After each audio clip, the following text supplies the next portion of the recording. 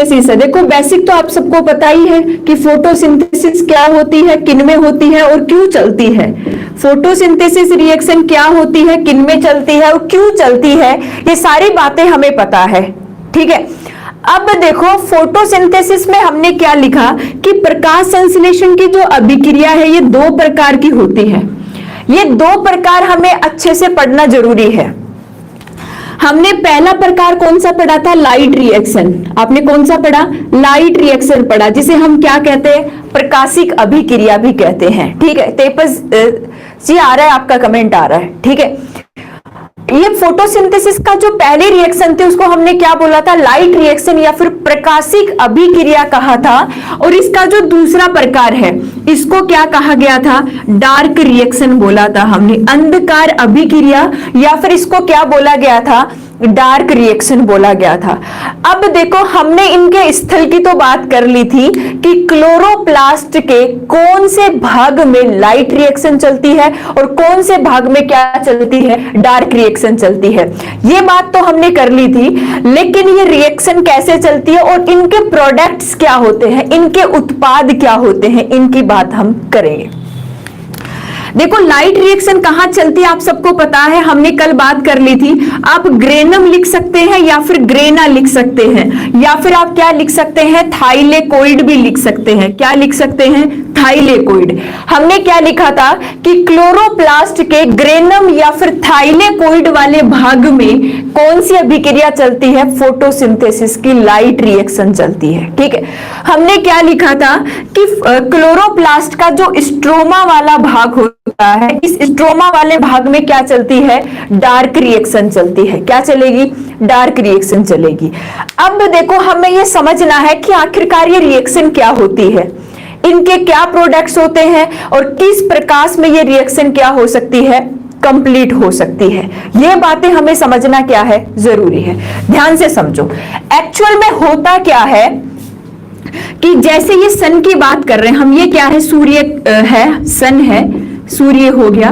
देखो सनलाइट होना क्या है, जरूरी है। अगर लाइट रिएक्शन होगी तो लाइट रिएक्शन किसकी प्रेजेंस में होगी, सन की प्रेजेंस में होगी। किसकी प्रेजेंस में होगी, सूर्य के प्रकाश की उपस्थिति में होगी। अब होगा क्या कि यहां से सूर्य से जो ऊर्जा आ रही है, यानी जो सूर्य का प्रकाश आ रहा है, इस सूर्य के प्रकाश का जो तरंग दैर्ध्य होना चाहिए वो कितना होना चाहिए, 680 नैनोमीटर। 680 नैनोमीटर वाला प्रकाश होना चाहिए। इसी प्रकाश में क्या होगा, प्रकाश संश्लेषण होगा। ध्यान से सुनो, 680 नैनोमीटर वाला प्रकाश होना चाहिए। इसी प्रकाश के अंदर क्या होगा, प्रकाश संश्लेषण होगा। कल मैंने आपको बता दिया था कि जो नीला और लाल प्रकाश है इनमें प्रकाश संश्लेषण सर्वाधिक होता है, जबकि बैंगनी प्रकाश में प्रकाश संश्लेषण की दर क्या हो जाती है, बिल्कुल कम हो जाती है, ठीक है। ये बात हमने कर ली थी,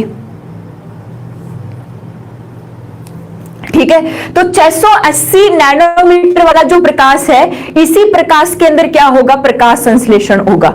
अब होता क्या है कि इस प्रकाश की उपस्थिति में जब लाइट रिएक्शन चल रही है तो प्लांट क्या करते हैं, H2O।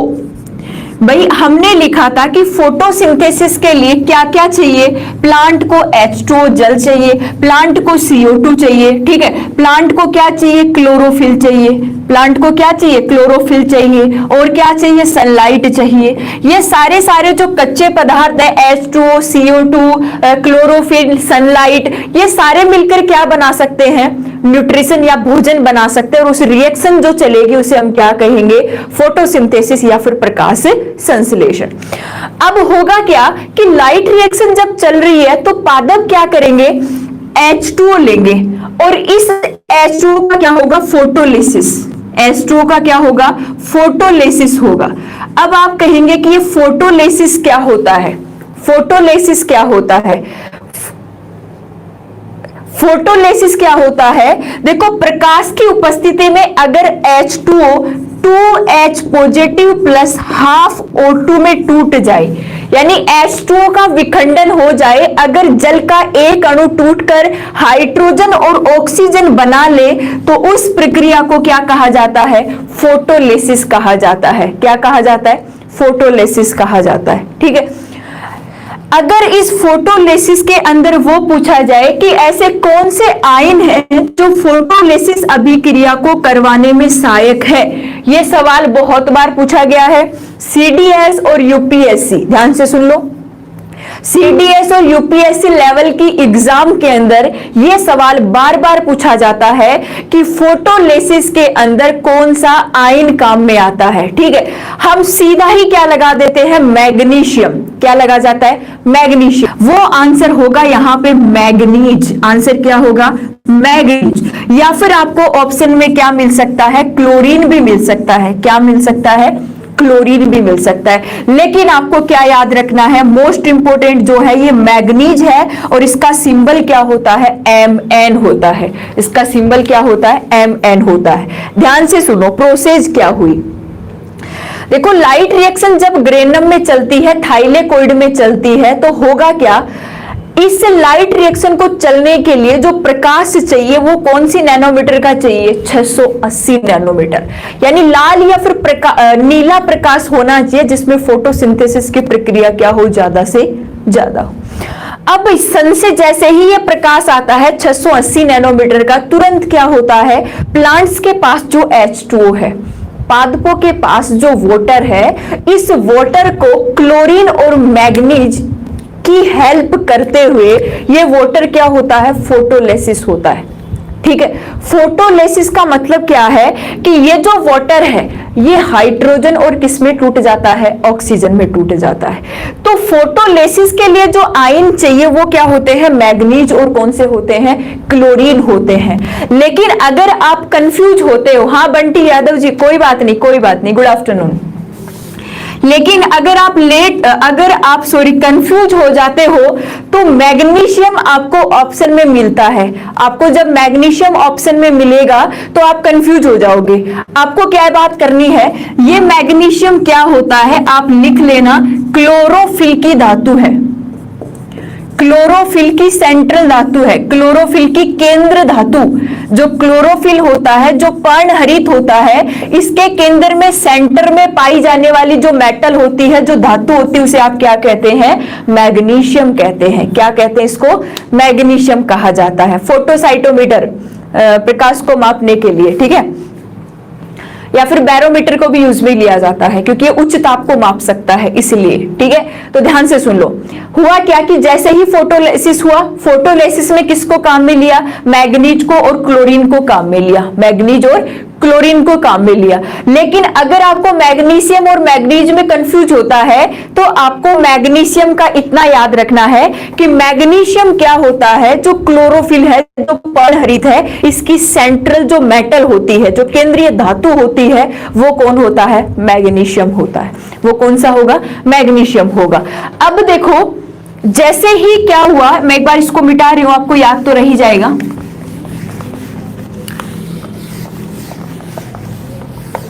रिवाइज कर दूंगी, कोई दिक्कत नहीं है। आज चैप्टर ये थोड़ा सा ही बचा हुआ है, फिर कल दूसरा चैप्टर शुरू करेंगे, प्लांट रेस्पिरेशन।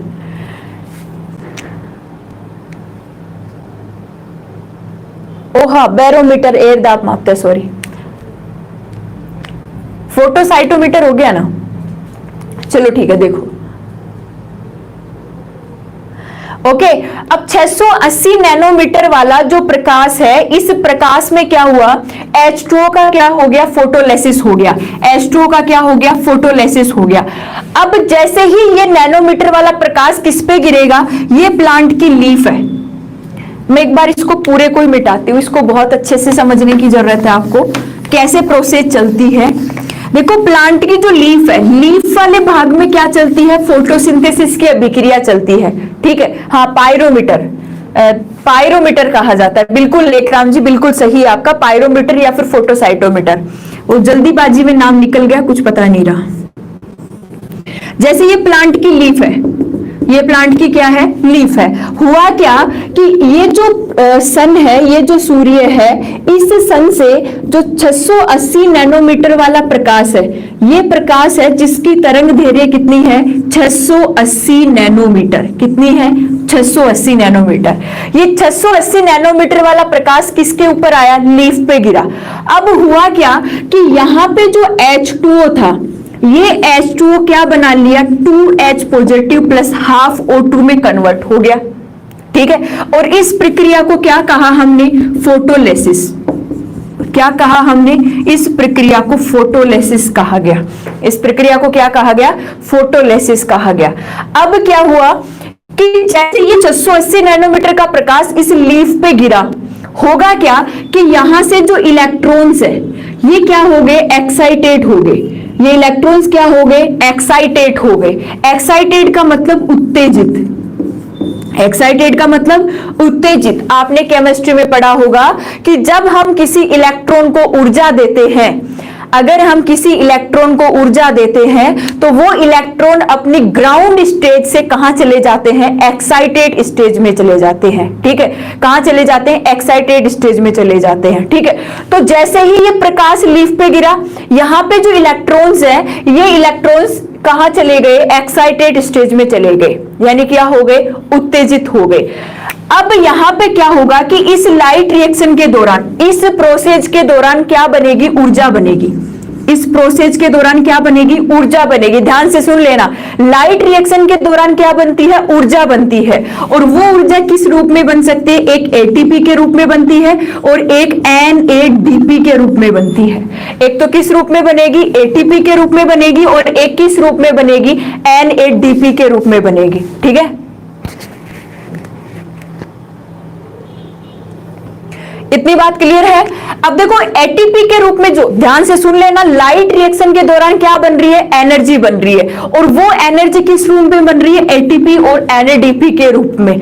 अब देखो एटीपी का तो आपको पता होगा, एडिनोसिन ट्राइफॉस्फेट। एटीपी की फुल फॉर्म क्या होती है, एडिनोसिन ट्राइफॉस्फेट।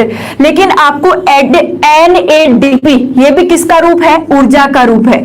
जैसे एटीपी होती है, जैसे एडीपी होती है, जैसे एएमपी होती है, वैसे ही NADP भी किसका रूप होता है, ऊर्जा का रूप होता है, ठीक है। अब देखो ये जो NADP है, इसकी फुल फॉर्म क्या होती है, NADP की फुल फॉर्म क्या होती है, ये ऊर्जा का ही रूप है। इसकी फुल फॉर्म क्या होती है, ये बार बार में पूछा जाता है। तो आपको इसकी फुल फॉर्म लिख लेनी है, निकोटीन एमाइड। निकोटीन एमाइड ये एक प्रकार की ऊर्जा का रूप है। NADP क्या है, एक प्रकार की ऊर्जा का रूप है। फुल फॉर्म क्या लिखनी है, निकोटीन एमाइड एमिनो डाइन्यूक्लियोटाइड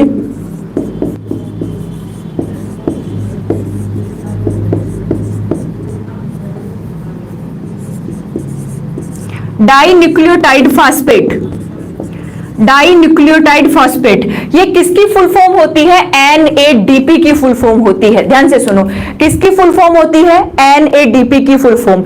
ये NADP भी क्या है, एक प्रकार से ऊर्जा का रूप है। जैसे ATP बन रही है, एडिनोसाइन ट्राइफॉस्फेट बन रहा है, सेम ऐसे ही क्या बनेगा, NADP बनेगा।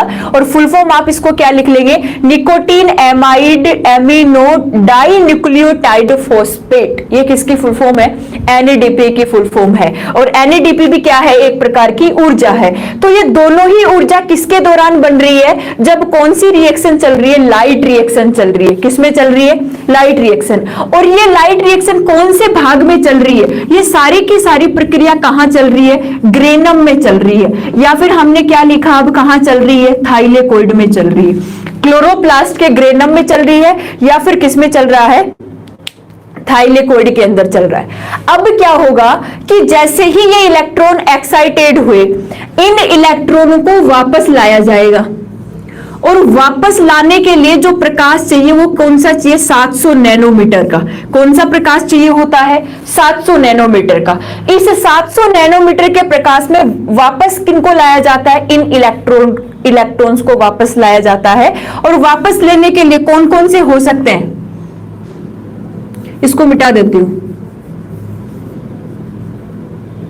जैसे आपने सुना होगा साइटोक्रोम बी, साइटोक्रोम बी, ऐसे एंजाइम होते हैं। प्लास्टोक्विनोन हो गया, PQ लिखते हैं, PC लिखते हैं। PQ क्या होता है, प्लास्टोक्विनोन, प्लास्टोक्विनोन। और पीसी क्या होता है? प्लास्टोसाइनिन। देखो थोड़ा सा डीपली बता रही हूं, थोड़ा सा डीपली बता रही हूं। ये क्या होता है? प्लास्टोसाइनिन होता है। देखो ऐसे एंजाइम होते हैं, हाँ बिल्कुल, इसको हिल अभिक्रिया कहते हैं। ऐसे एंजाइम होते हैं जैसे पीक्यू हो गया, प्लास्टोक्विनोन हो गया, ठीक है, जैसे पीसी हो गया, प्लास्टोसाइटोनिन हो गया, साइटोक्रोम हो गया। ये एंजाइम क्या करते हैं? वापस इस इलेक्ट्रॉन को एक्साइटेड स्टेट से वापस लेके आते हैं। और प्रकाश क्या चाहिए? 700 नैनोमीटर चाहिए। और ये रिएक्शन कब चलती है? देखो ये प्रकाश हमें चाहिए फोटोसिंथेसिस की अभिक्रिया को ज्यादा से ज्यादा करवाने के लिए, 680 नैनोमीटर से 780 नैनोमीटर। अब क्या होगा कि ये जो सारी प्रोसेस चल रही है, ये प्रोसेस चलती है लाइट की एब्सेंस में। जब लाइट की क्या होती है? एब्सेंस होती है। जब लाइट क्या होती है? अनुपस्थित होती है। अब देखो इस अभिक्रिया को आप क्या बोलते हैं? Dark reaction. डार्क रिएक्शन या फिर इसको क्या बोला जाता है? हिल अभिक्रिया। हिल रिएक्शन भी इसको बोला जाता है। हम इसको क्या बोलेंगे? एक बार पूरा समझ लो, फिर मैं दोबारा रिवाइज कर दूंगी। इसको क्या बोल सकते हैं आप? डार्क रिएक्शन या फिर हिल अभिक्रिया भी इसको कहा जाता है। ठीक है, होगा क्या कि इन इलेक्ट्रॉनों को हम वापस क्यों ला रहे हैं?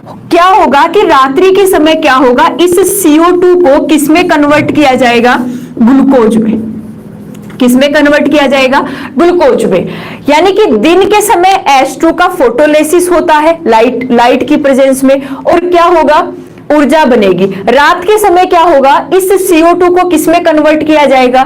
ग्लूकोज में कन्वर्ट किया जाएगा। ध्यान से सुनो, पूरी बात ध्यान से सुनो, आप कमेंट सेशन पे ध्यान कम दो। दिन के समय कौन सी अभिक्रिया चलेगी? Light reaction. और लाइट, राहुल जी रिपीट कर रही हूं, रुक जाओ।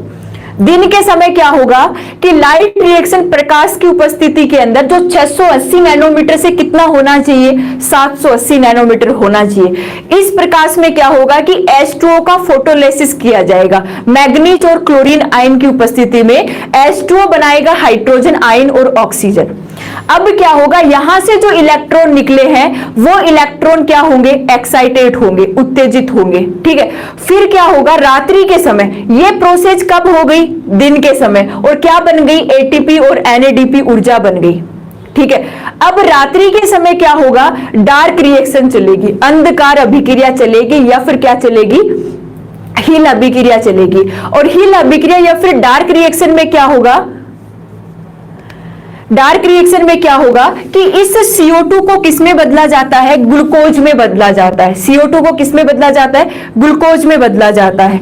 CO2 को ग्लूकोज में बदलने के लिए एक पूरा का पूरा क्या चलता है? साइकिल चलता है। क्या चलता है? साइकिल, जिसे आप क्या कहते हैं? चक्र कहते हैं। ठीक है, क्या कहा जाता है? साइकिल कहा जाता है, चक्र कहा जाता है। ठीक है, साइकिल कौन सा चलेगा? इस CO2 को ग्लूकोज में बदलने के लिए एक साइकिल चलता है जिसे हम कहते हैं केल्विन साइकिल। क्या कहा जाता है? केल्विन साइकिल कहा जाता है। यह सवाल बहुत बार पूछा जाता है कि प्रकाश संश्लेषण अभिक्रिया के दौरान जो साइकिल चल रहा है, जो चक्र चल रहा है, उसे हम क्या कहते हैं? इसे हम केल्विन चक्र कहते हैं। इसको चक्र या फिर साइकिल इसीलिए कहा जाता है क्योंकि ये कभी रुकता नहीं है, ये हमेशा रेगुलरली चलता रहता है, इसीलिए इसको क्या कहा गया है? साइकिल कहा गया है। तो CO2 को अगर हमें ग्लूकोज बनानी है,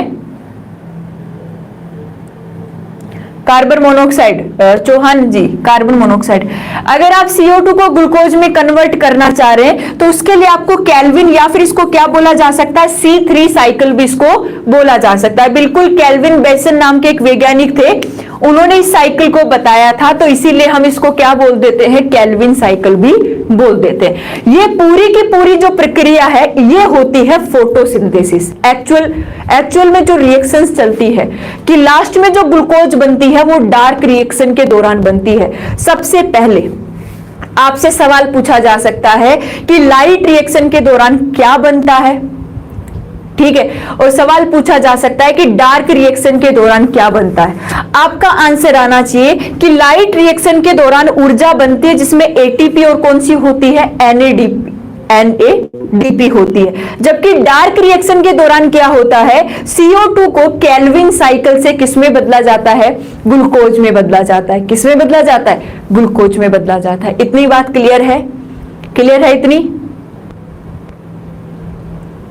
एक बार रिवाइज कर रही हूं, देखो थोड़ा सा डीपली है, आपको भी क्या करना है, मेरे साथ साथ कमेंट सेशन में रिवाइज करना है। चौहान जी को आंसर दो भाई, ओम सिंह भाटी जी, मम्मी के लाडले, सीमा जी आंसर दो। उनका क्वेश्चन है कि CO2 के अंदर कौन से बॉन्ड पाए जाते हैं, उनको आंसर दो जल्दी। आपको आंसर स्टूडेंट्स ही दे देंगे।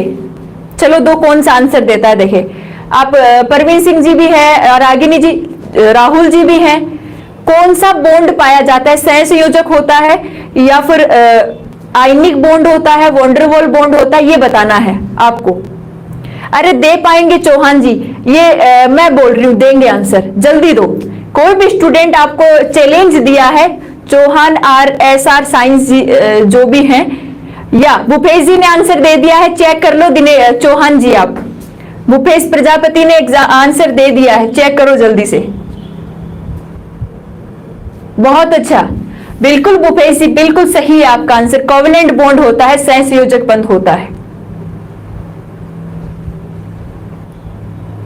या पंकज नेगी जी, सीमा सैनी जी, देखो आपको आंसर दे दिए। एक स्टूडेंट ने नहीं, बहुत सारों ने आंसर दिए हैं। कृतिका जी ने दिया है, मनोज पांडे जी ने दिए हैं।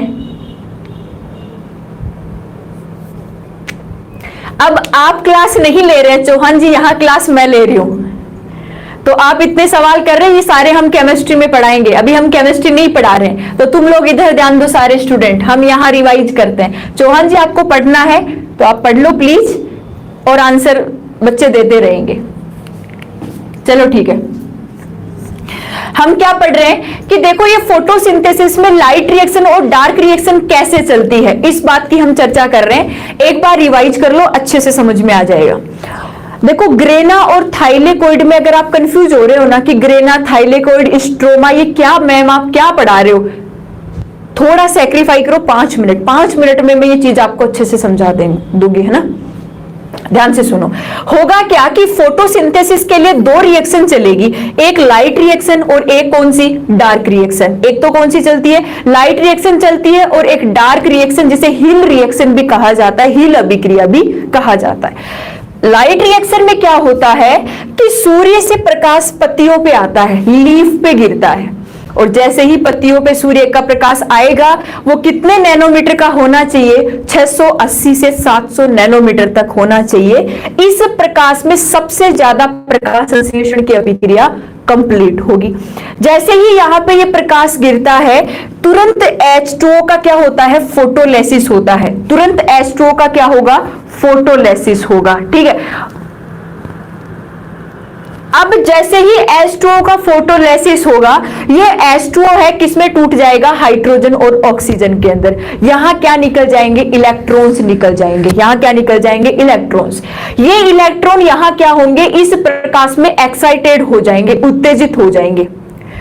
इस दौरान क्या बनेगी, ऊर्जा बनेगी। इस दौरान क्या बनेगी, ऊर्जा बनेगी। और वो ऊर्जा कौन सी बनेगी, ATP या फिर NADP। क्योंकि रात्रि के समय जब डार्क रिएक्शन चलेगी तो किसकी रिक्वायरमेंट होगी, ऊर्जा की रिक्वायरमेंट होगी। तो दिन में क्या बना लिए, ऊर्जा बना ली, ATP और NADP। अब होगा क्या कि रात्रि के समय क्या है कि प्लास्टोक्विनोन हो गया, प्लास्टोसाइनिन हो गया, साइटोक्रोम B हो गया, ये सारे एंजाइम मिलकर कौन सी अभिक्रिया चलाएंगे, डार्क रिएक्शन, जिसे आप क्या कहते हैं, हिल अभिक्रिया कहते हैं। डार्क रिएक्शन के दौरान क्या होगा कि जो CO2 है, अब किसको काम में लिया जाएगा, CO2 को काम में लिया जाएगा, और इस CO2 को किसमें कन्वर्ट किया जाएगा, ग्लूकोज में कन्वर्ट किया जाएगा। CO2 से क्या बनाई जाएगी, ग्लूकोज या फिर कार्बोहाइड्रेट बनाई जाएगी। और इसके लिए एक साइकिल है जो प्रॉपर वे में रेगुलरली क्या होता रहता है, चलता रहता है। रेगुलरली क्या होता है, चलता रहता है। और उस साइकिल को आप केल्विन साइकिल कहते हैं। एक केल्विन बेसन नामक 2 वैज्ञानिक थे जिन्होंने इस केल्विन साइकिल को समझाया था, तो इसका नाम ही क्या रख दिया हमने, केल्विन साइकिल रख दिया। ठीक है, ये होती है फोटोसिंथेसिस, ऐसे ऊर्जा बनती है, इस तरीके से इलेक्ट्रॉन एक्साइटेट होते हैं, ऐसे केल्विन साइकिल चलेगा। और केल्विन साइकिल का प्रोडक्ट, सीधा आपसे यह भी पूछा जा सकता है कि केल्विन साइकिल का प्रोडक्ट क्या होता है। तो आपको याद रखना है कि केल्विन साइकिल में हम CO2 को किस रूप में फिक्सेशन करते हैं, ग्लूकोज के रूप में। तो प्रोडक्ट क्या हो गया, उत्पाद क्या हो गया, ग्लूकोज हो गया। अब देखो आप कंफ्यूज हो रहे हो, थाइलेकोइड में ग्रेना दुनिया में, स्ट्रोमा में, वो बात मैं भी आपको समझा देती हूँ। मुझे जल्दी बताओ, ये बात आप लोगों को समझ में आई क्या कि आखिरकार फोटोसिंथेसिस है क्या? ये बात आप लोगों को समझ में आई क्या? जल्दी बताओ।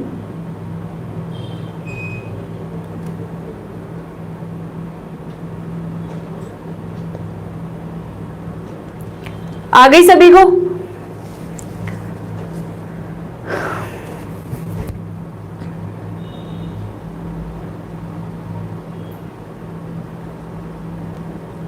Okay, very good. इसके बाद टेस्ट के लिए भी तैयार हो जाना। लास्ट में एक सवाल पूछूंगी मैं आपसे, आज की क्लास का विनर कौन होगा वो आज ही, अभी एक ही क्वेश्चन से पता करेंगे, वो लास्ट में पूछेंगे। तैयार है ना? जितना पढ़ा दिया आज तक मैंने उसमें से, पूरे में से, कि पता तो लगे तुम रिवाइज कर रहे हो कि नहीं कर रहे।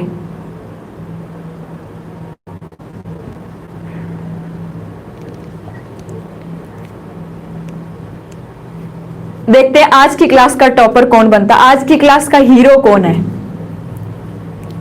पता लगेगा लास्ट में। तो तैयार है ना? जाना मत। और साथ में एक इंफॉर्मेशन आपके लिए अच्छी सी, गणेश चतुर्थी पे ऑफर चल रहा है शाम 6 बजे तक। शाम को 6 बजे तक एक ऑफर चल रहा है जिसमें आपको जो ऐप कोर्स है वो जो पहले वाला ऑफर था उसी पे मिलेगा। दो ऐप कोर्स आपको मिल रहा है, वो ऑफर पे मिल रहा है। फिर से ऑफर चल रहा है, आप एक बार श्री राम EDU ऐप पर चेक करना, श्री राम EDU ऐप पर चेक करना। गणेश चतुर्थी का ऑफर कौन कौन फायदा उठाता है, देखती हूं कितने लोग लेते हैं ऐप कोर्स, जल्दी से। बिल्कुल रागिनी जी,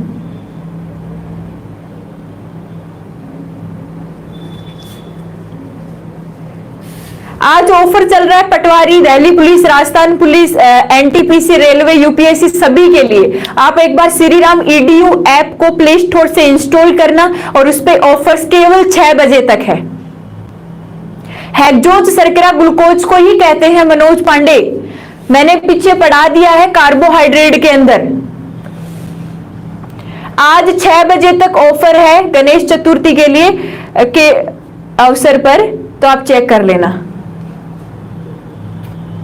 कंप्लीट साइंस, पूरी की पूरी साइंस मिलेगी आपको, और भी पूरी पॉलिटी मिलेगी आपको, जो भी आपके कल्चर वगैरह जो भी सब्जेक्ट आती है सभी।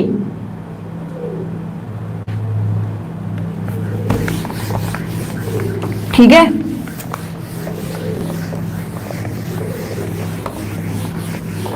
ये बात आप लोगों को समझ में आ गई। अब आप कंफ्यूज कहां हो रहे हो कि क्लोरोप्लास्ट है ये क्या होता है, क्लोरोफिल क्या होता है, ये सारी बातें अभी बताती हूं।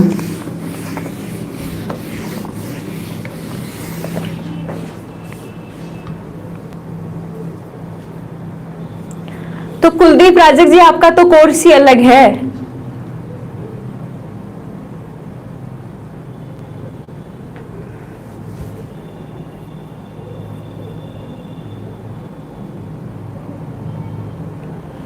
चौहान जी, केमिस्ट्री की क्लास तो अभी होगी नहीं, जब बायो कंप्लीट हो जाएगी तो केमिस्ट्री की क्लास भी हो जाएगी। आपको जाना है तो आप जा सकते हैं।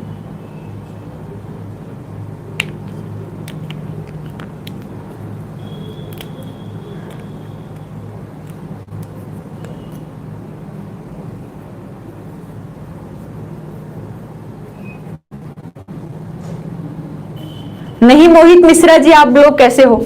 चलो ठीक है, अब आपको बस समझाती हूं ये क्लोरोप्लास्ट क्या होता है।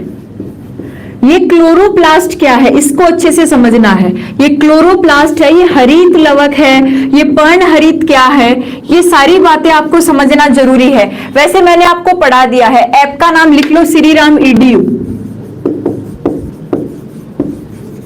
कोई दिक्कत आए 9414015200 पे कॉल कर देना। प्ले स्टोर पे मिलेगा, प्ले स्टोर पे मिलेगा। ठीक है, चलो, ये क्लोरोप्लास्ट है, ये हरित लवक है, ये क्या होता है? ठीक है, ध्यान से सुनो।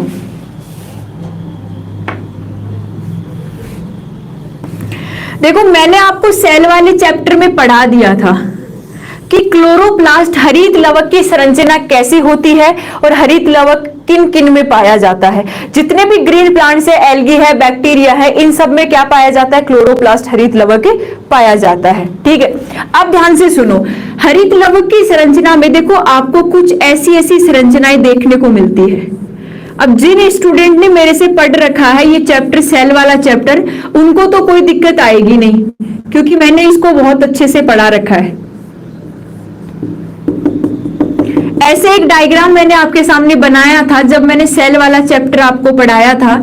इस तरीके से कुछ इस तरीके का एक डायग्राम बनाया था। डबल मेम्ब्रेन सेल ऑर्गन होता है, ध्यान से सुनो।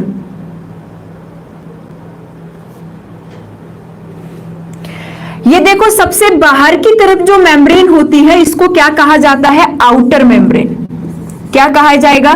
इसको आउटर मेम्ब्रेन कहा जाता है। सबसे बाहर की तरफ जो मेम्ब्रेन है इसको क्या कहेंगे? आउटर मेम्ब्रेन कहेंगे। और जो अंदर की तरफ है इसको क्या कहा जाता है? Internal membrane. आंतरिक भित्ति या फिर आंतरिक झिल्ली, इसको क्या कहा जाता है? इंटरनल मेम्ब्रेन कहा जाता है। देखो इस क्लोरोप्लास्ट में, हरित लवक में जो ये लिक्विड भाग आपको दिख रहा है, ये जो लिक्विड भाग आपको दिख रहा है, इस लिक्विड भाग को क्या कहा जाता है?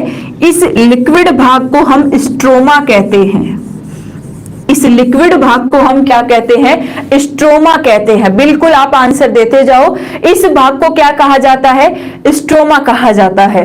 अब क्या होगा कि स्ट्रोमा के अंदर देखो आपको ऐसी थोड़ी अलग सी संरचना आपको दिख रही है, अलग से गुच्छा सा बना हुआ है। इनको कहा जाता है राइबोसोम।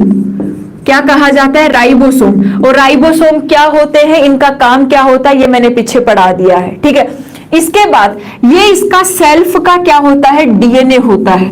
क्योंकि मैंने आपको सेल वाले चैप्टर में पढ़ाया था कि दो ऐसे कोशिकांग होते हैं जो खुद का क्या रखते हैं? डीएनए रखते हैं। और उसमें आंसर क्या क्या था? एक माइटोकॉन्ड्रिया होता है और दूसरा कौन सा होता है? क्लोरोप्लास्ट होता है, हरित लवक होता है। ये बात मैंने आपको सेल वाले चैप्टर में पढ़ा दी थी।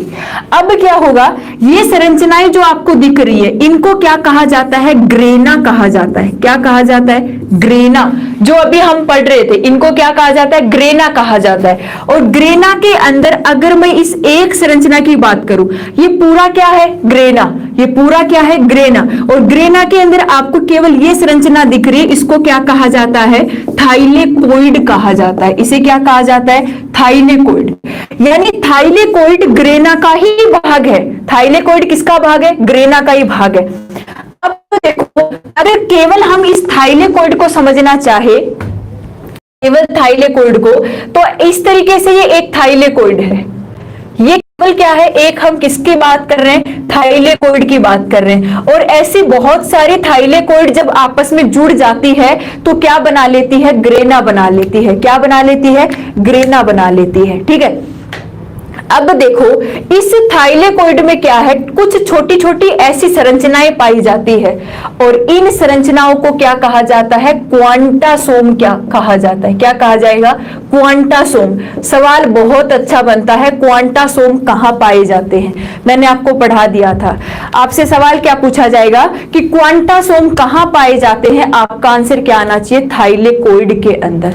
क्वांटासोम कहां पाए जाते हैं? थाइलेकोइड के अंदर पाए जाते हैं। अब क्या होता है इन क्वांटासोम के अंदर? जैसे ये एक क्वांटासोम है, ये एक क्या है? क्वांटासोम है।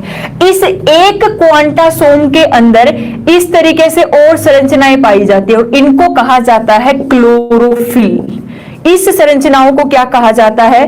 क्लोरोफिल, या फिर आप क्या बोलते हैं? पर्णहरित बोलते हैं। अभी हमने पढ़ा था कि फोटोसिंथेसिस के लिए किसका होना जरूरी है? क्लोरोफिल या फिर पर्णहरित का होना जरूरी है। ये क्लोरोफिल या पर्णहरित किसमें पाया जाता है? क्वांटासोम के अंदर। और ये क्वांटासोम किसमें पाए जाते हैं?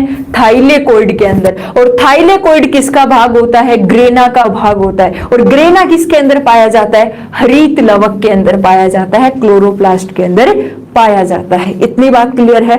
इनको क्या कहा जाता है? क्वांटासोम। और क्वांटासोम किसमें पाए जाते हैं? थाइलेकोइड में पाए जाते हैं। और इन क्वांटासोम में क्या पाया जाता है? क्लोरोफिल पाया जाता है, पर्णहरित पाया जाता है, जिसकी प्रेजेंस में क्या होती है? फोटोसिंथेसिस या प्रकाश संश्लेषण की अभिक्रिया कंप्लीट होती है।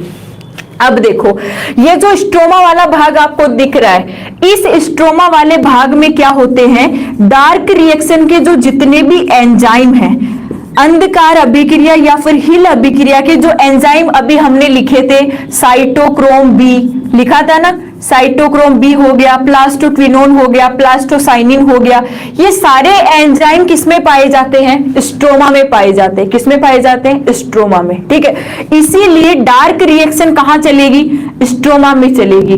लेकिन लाइट रिएक्शन के एंजाइम किसमें पाए जाते हैं, ग्रेना में पाए जाते हैं। लेकिन लाइट रिएक्शन के एंजाइम किसमें पाए जाते हैं, ग्रेना या फिर आप क्या बोल सकते हैं, थाइलेकोइड के अंदर। ये होता है ग्रेना और स्ट्रोमा। जो बात आप बार बार में पूछ रहे थे कि ये ग्रेना कहां से आ गया, स्ट्रोमा कहां से आ गया, ठीक है। तो ग्रेना क्या है, जो थाइलेकोइड बनाता है, और इस ग्रेना वाले भाग में लाइट रिएक्शन के एंजाइम होते हैं, तो ये क्या करता है, लाइट रिएक्शन चलाता है। जबकि स्ट्रोमा वाले भाग में डार्क रिएक्शन के एंजाइम जैसे साइटोक्रोम बी हो गया, प्लास्टोक्विनोन हो गया, प्लास्टोसाइनिन हो गया, ये सारे के सारे क्या करते हैं, स्ट्रोमा वाले भाग में प्रेजेंट होते हैं, और ये किस अभिक्रिया को कंप्लीट करवाते हैं, डार्क रिएक्शन या फिर अंधकार अभिक्रिया को कंप्लीट करवाते हैं। इतनी बात क्लियर है। अब मैं आपसे एक सवाल पूछती हूं, और मैंने आपको ये पढ़ा भी दिया। एक सवाल पूछती हूं और मैंने आपको पढ़ा भी दिया। सवाल आपसे क्या पूछा गया और पढ़ा दिया है कि बताओ, एक क्वांटासोम में, यानी कि पर क्वांटासोम, एक क्वांटासोम में कितने क्लोरोफिल के अणु पाए जाते हैं। जल्दी से, आज की क्लास का टॉपर अभी डिसाइड हो जाएगा। जल्दी बताओ कि एक क्वांटासोम में कितने क्लोरोफिल के अणु पाए जाते हैं। अच्छा,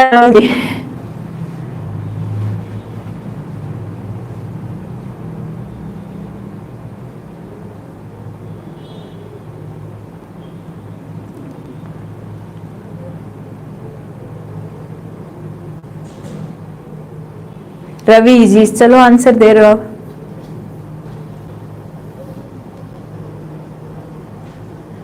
मम्मी की लाडली ही कोई आंसर हो थोड़ी होता है।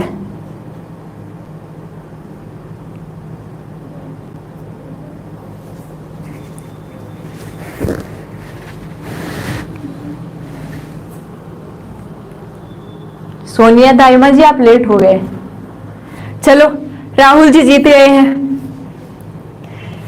बिल्कुल सवाल बोलते ही आंसर दे दिया। कितने क्लोरोफिल होंगे, 230 से 280। कम से कम कितने होंगे, 230, और ज्यादा से ज्यादा 280। तो राहुल जी, जिन्होंने आंसर बिल्कुल सही दिया था और लेट हो गए। प्रकाश जी, ठीक था, आप 280 पे सही गए थे, बट लेट हो गए थे।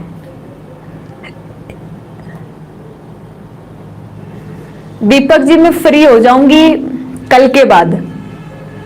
कल के बाद मैं बिल्कुल फ्री हूं, पूरे 12 घंटे फ्री हूं।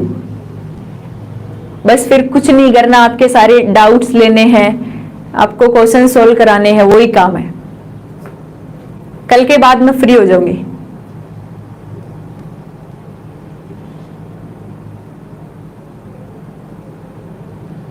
मिलेगा नोट्स, क्यों नहीं मिलेगा, ऐप पर तो मिलेगा सबको। F1 particle Rahul ji oxysome को कहते हैं, जो माइटोकॉन्ड्रिया में पाया जाता है, जो माइटोकॉन्ड्रिया में पाया जाता है। चलो अगला सवाल, अब की बार कौन देता है, सेकंड का नाम क्या हो सकता है। ये तो देखो आपका चैप्टर कंप्लीट हो गया है, फोटोसिंथेसिस, प्रकाश संश्लेषण। कल नया चैप्टर हम शुरू करेंगे। ये चैप्टर आपका कंप्लीट हो गया है।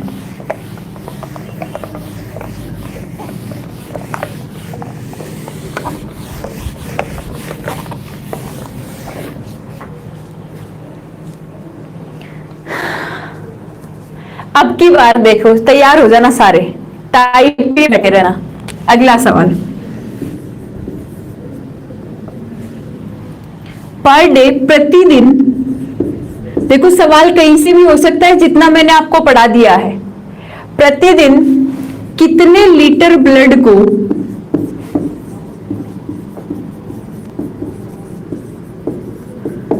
किडनी द्वारा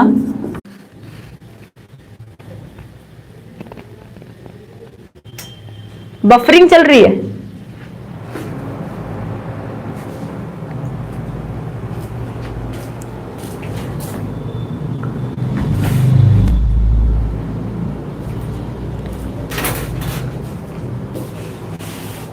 कोई बफरिंग नहीं हो रही, सब ठीक चल रहा है। या कुलदीप राजक जी, बिल्कुल सही आंसर आ गया है। आंसर अब देने की जरूरत नहीं है, आंसर दे दिया है कुलदीप राजक ने। पर डे, एक दिन के अंदर 180 लीटर ब्लड को छाना जाता है किडनी के द्वारा। तुम तो आसपास भी नहीं पहुंचे। कुलदीप राजक जी ने पहले दे दिया था सीमा जी आपसे।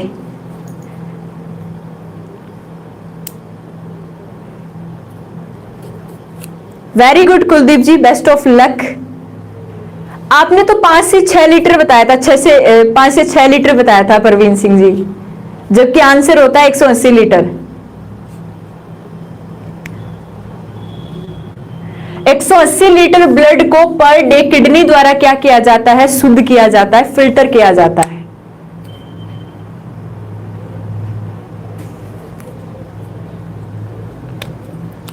क्लियर है? वीडियो रुक गया है, चल रहा है। अगला सवाल,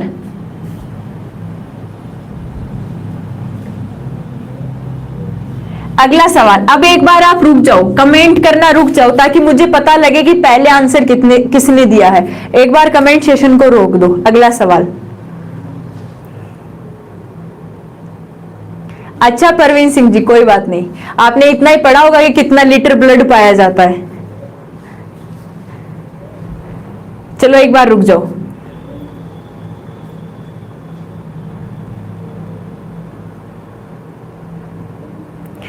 सबसे अब पूछ लूं? चलो, ब्लड बैंक में बिल्कुल इजी सवाल है, बिल्कुल इजी सवाल है। ब्लड बैंक में ब्लड को कितने दिन तक सुरक्षित रखा जा सकता है?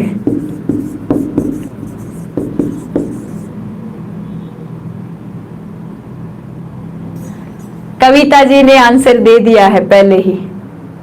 कितने दिन तक सुरक्षित रखा जा सकता है? रह गए आप लोग। कविता जी ने आंसर दे दिया है, बिल्कुल सही है। ब्लड बैंक में ब्लड को हम 28 से 30 दिन तक क्या कर सकते हैं? सुरक्षित रख सकते हैं। 28 से 30 दिन तक। सूक्ष्म इसमें 14 दिन नहीं होता, 28 से 30 दिन होता है। कविता जी ने आंसर दिया था, आप लोग लेट हो गए हो। 28 से 30 दिन तक ब्लड को क्या रखा जा सकता है? सुरक्षित रखा जा सकता है ब्लड बैंक के अंदर। चलो नेक्स्ट। अब रोक दो कमेंट्स। अब चाहे आप आंसर दो, मुझे पहले आंसर की ही केवल देखना है, पहला आंसर किसने दिया है।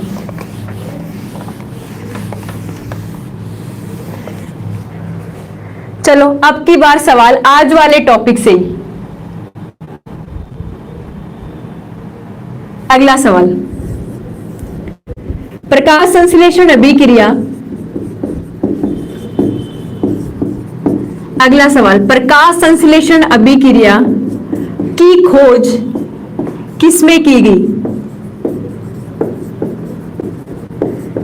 अब मैं आपको हिंट दे देती हूं, सवाल है एक, किस सवाल में की गई? प्रकाश संश्लेषण अभिक्रिया की खोज किस सवाल में की गई? ना पंकज नहीं जी, ब्लू ग्रीन एल्गी नहीं था। या सीमा जी, बिल्कुल सही आंसर है। सीमा सैनी जी ने आंसर सही दे दिया है। मैम मेरे को नहीं देखो, क्या हुआ गोपी? आंसर आ गया है। कविता जी आप लेट हो गए हो, आप पिछले क्वेश्चन के टॉपर थे, अब की बार सीमा सैनी जी ने सही आंसर दिया है। आंसर क्या आएगा? प्रकाश संश्लेषण की खोज किसमें की गई थी? क्लोरेला नामक शैवाल में की गई थी। और जब मैंने आपको शैवाल पढ़ाए थे तो वहां मैंने अच्छे अच्छे नोट डाल के लिखवाया था आपको कि अच्छे से लिखो, लेकिन तुम्हें बनाना ही नहीं है, तुम्हें नोट्स ही नहीं बनाने, हैंड नोट्स तुम्हें बनाए नहीं। अगर बनाए होते तो अब तक आपका आंसर आ चुका होता, अब तक आपका आंसर आ चुका होता। क्लोरेला। आपकी टाइपिंग स्लो है बंटी जी, कोई बात नहीं, टाइपिंग सुधर जाएगी इससे। मम्मी मम्मी के लाडले सीमा को क्यों बोल रहा है? सीमा डट जा, हमें भी लिखने दे। हाँ, कुलदीप राजक जी ने पूरा आंसर दे दिया, क्लोरेला और वेलोनिया के अंदर। बिल्कुल बिल्कुल सही है। अगला सवाल, चलो अगला पूछ लू।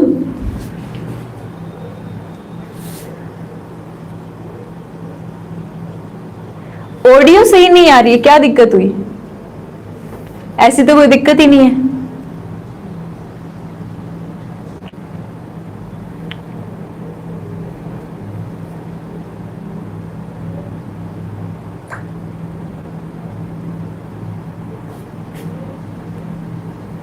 चलो जल्दी से बताना। पूछू? अरे पढ़ाओ, हो गया कंप्लीट, चैप्टर कंप्लीट हो गया, कल नया चैप्टर लेंगे, अब शुरू भी नहीं कर सकते।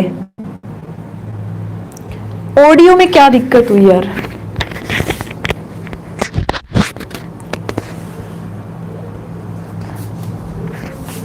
मिसमैच हो रही है क्या? चलो आंसर देना। अभी आपके ही दोस्त ने पूछा है, आप बताओगे सीरम क्या होता है? सीरम क्या होता है? एक स्टूडेंट ने पूछा है, आप ही बताओ, जल्दी बताओ, सीरम क्या होता है? सीरम क्या होता है?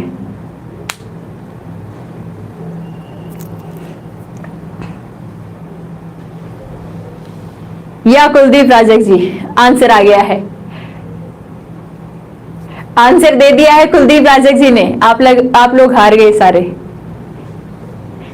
सीरम क्या होता है? कुलदीप राजक जी, अब देखो एक बात बताती हूं। कुलदीप राजक जी, आप खुद बताओ, आपने सारे नोट्स बनाए हैं ना?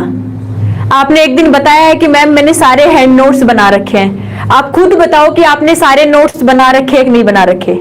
हाँ सीमा जी आपका ठीक है, लेकिन पहले बता दिया है।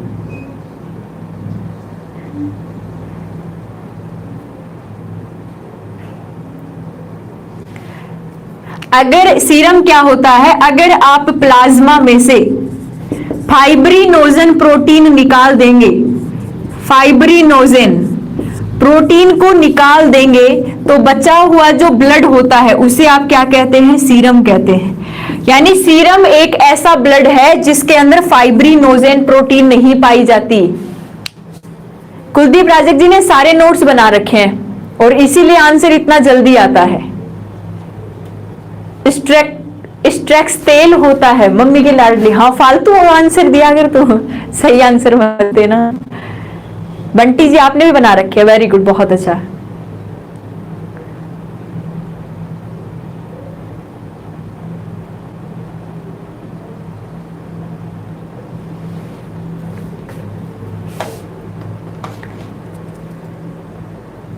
भूपेश जी आपने भी बनाए हैं, अच्छी बात है। चलो, तो आज देखो सबसे अच्छे आंसर दिए हैं कुलदीप राजक ने, सीमा ने भी दिए हैं, कविता ने भी दिए हैं।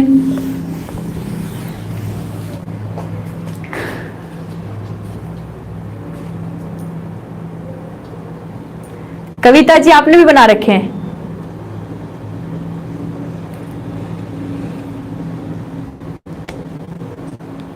चलो अगला पूछूं, अगला पूछूं, अगला क्वेश्चन बॉटनी में से पूछ लूं क्या?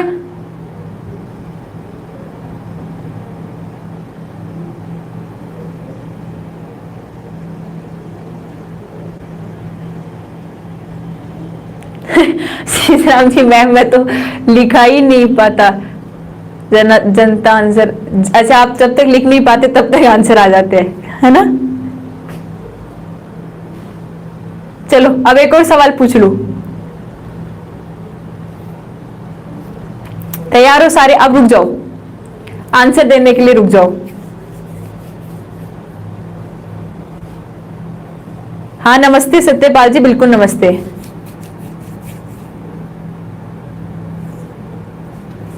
अगला सवाल बताओ, यदि कोशिका वाले से पूछते हो, आप बोल रहे हो ना कोशिका वाले से पूछो, यदि कोशिका से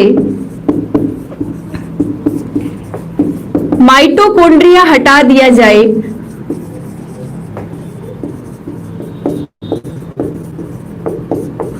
यदि कोशिका से माइटोकॉन्ड्रिया हटा दिए जाए तो कौन सी अभिक्रिया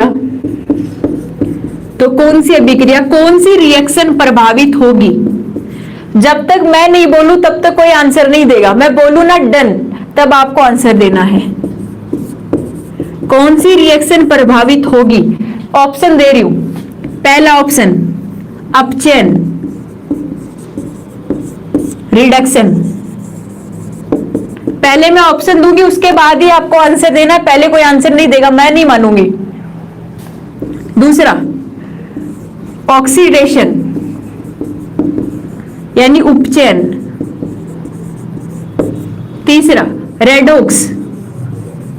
चलो 3 ही ऑप्शन है, जल्दी बताओ। अगर किसी कोशिका से माइटोकॉन्ड्रिया को हटा दिया जाए तो कौन सी अभिक्रिया? सुमित जी ले रही हूं। संजय जी ने आंसर दे दिया है। आप लेट हो गए, संजय जी ने आंसर दे दिया है। सारे लेट हो गए, मैंने तो एक ही आंसर देखा है संजय जी का। विपुल जी आपका नाम ले लिया लेकिन आपने आंसर नहीं दिया।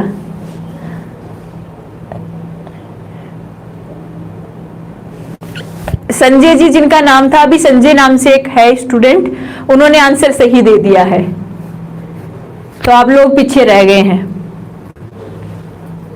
आंसर है इसका ऑक्सीडेशन, ऑक्सीकरण। आपको पता ही है कि भोजन के ऑक्सीकरण से जो ऊर्जा बनती है वो कहां बनती है? माइटोकॉन्ड्रिया में। तो अगर गोपी जी मैं देख रही हूं लेकिन आप लेट हो रहे हो।